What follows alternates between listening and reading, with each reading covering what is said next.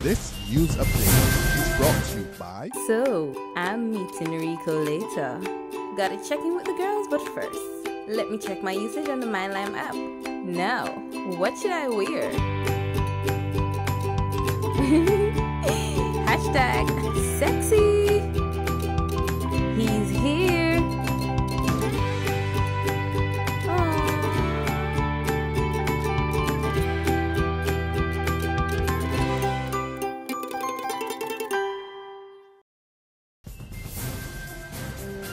It's Friday, May the 8th, 2015, and this is your Barbados Today Evening News Update. I'm Emmanuel Joseph. Thanks for joining us.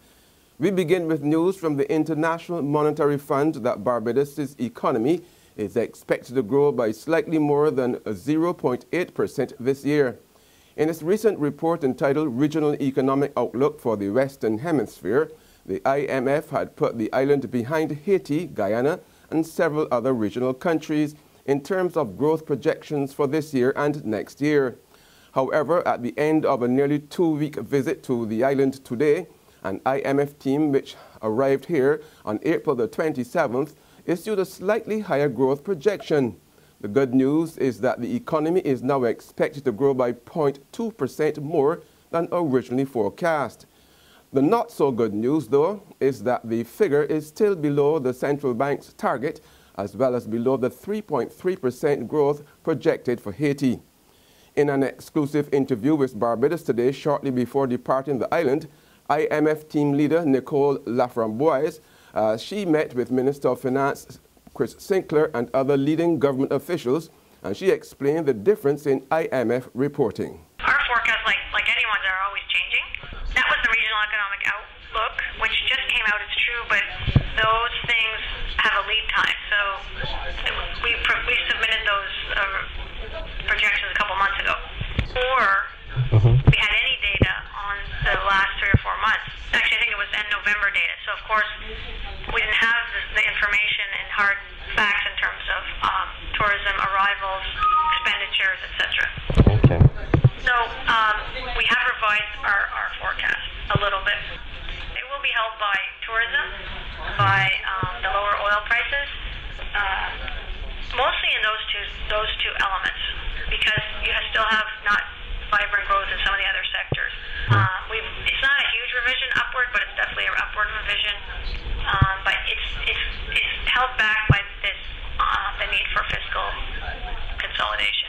While expressing confidence that a tourism-led recovery is underway, the IMF official also warned of the need for further adjustment in the upcoming national budget, a date for which is still to be announced next week. Without giving too much away, Finance Minister Chris Sinckler tells Barbados Today that the focus continues to be on bringing down the deficit. As we've been saying, we are not out of the woods yet. The job is not over. We need to continue to forge ahead with the fiscal consolidation program so as to bring that deficit down to a more manageable level, to stabilize debt growth and eventually have that going on a downward trajectory as well.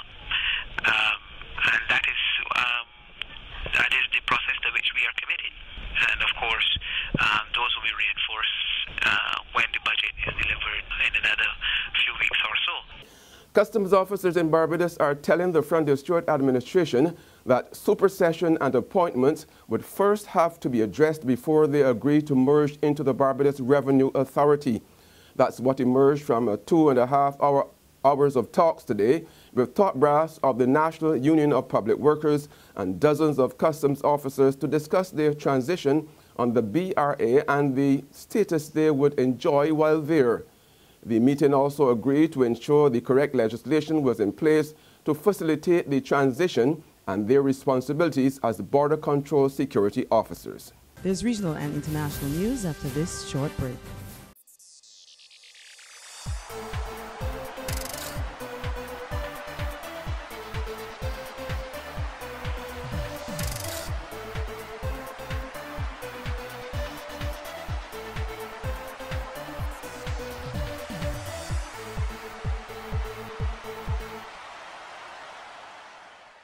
Secure your future, be financially strong. Since 1983, we have been there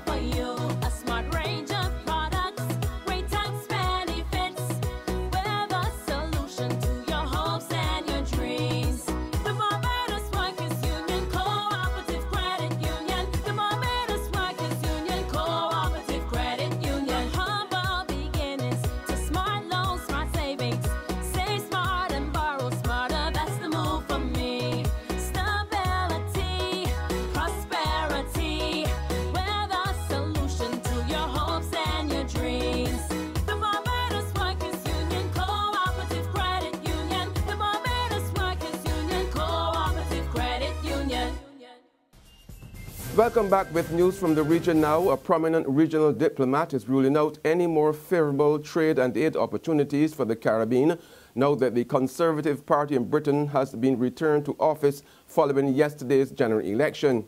In fact, former Antigua and Barbuda High Commissioner to London, Sir Ronald Sanders, doesn't think Britain's attitude to this region would get any better if it were any other party that won. No government of the United Kingdom in recent time has shown any remarkable interest in the Caribbean that we can say has been of any great benefit. Their particular interest has been in the areas of security, particularly drug interdiction, and in what they regard as and in money laundering and tax evasion.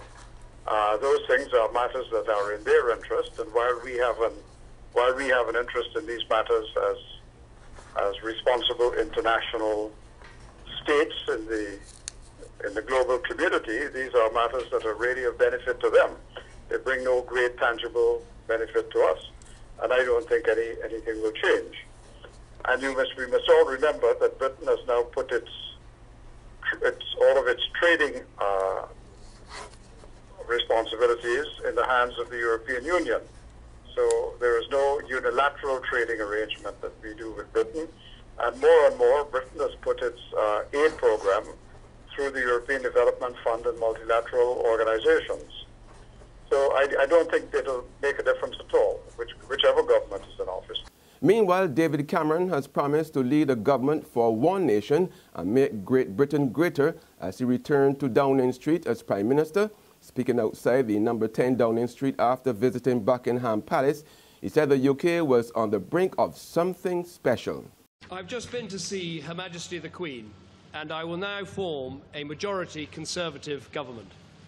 I've been proud to lead the first coalition government in 70 years, and I want to thank all those who worked so hard to make it a success, and in particular, on this day, Nick Clegg. Elections can be bruising clashes of ideas and arguments, and a lot of people who believe profoundly in public service have seen that service cut short. Ed Miliband rang me this morning to wish me luck with the new government. It was a typically generous gesture from someone who is clearly in public service for all the right reasons. The government I led did important work. It laid the foundations for a better future, and now we must build on them. I truly believe we're on the brink of something special in our country. We can make Britain a place where a good life is in reach for everyone who is willing to work and do the right thing. Our manifesto is a manifesto for working people, and as a majority government, we will be able to deliver all of it. Indeed, it is the reason why I think majority government is more accountable. Conservatives have 331 seats, 5 more than needed for a Commons majority, their first such victory since 1992. Cameron's rivals Ed Miliband, Nick Clegg and Nigel Farage have all resigned after election disappointments. Meanwhile, Sir Ronald also weighed in on the significance of the Guyana elections coming up on Monday. He said he did not expect that the new Guyana government to lessen its support for CARICOM integration, even if the opposition party were to triumph. What would happen if the political party, if the government changes in Guyana, it will be entirely a domestic issue. What change we will see will affect the domestic situation there. But I don't believe if there's a change in government that any country in the Caribbean should expect any different relationship with Guyana than it's now. Guyana has always been supportive of the Caribbean and CARICOM, and I think it will continue to be so.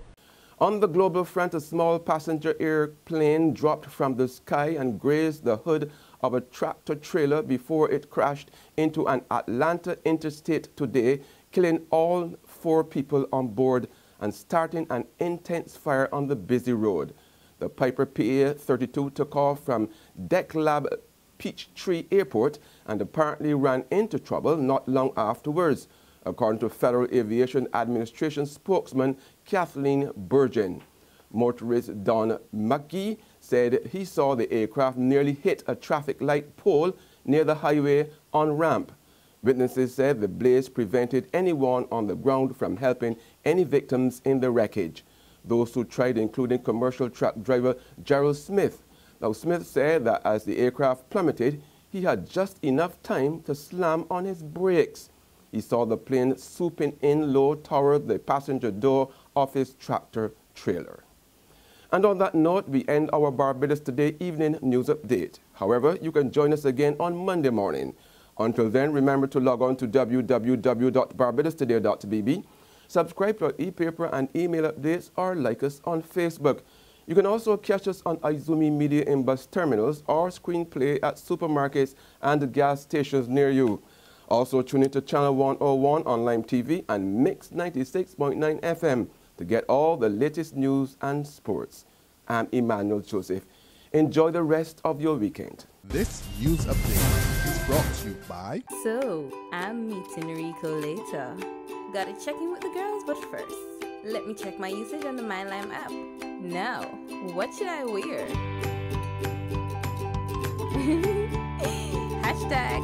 #sexy.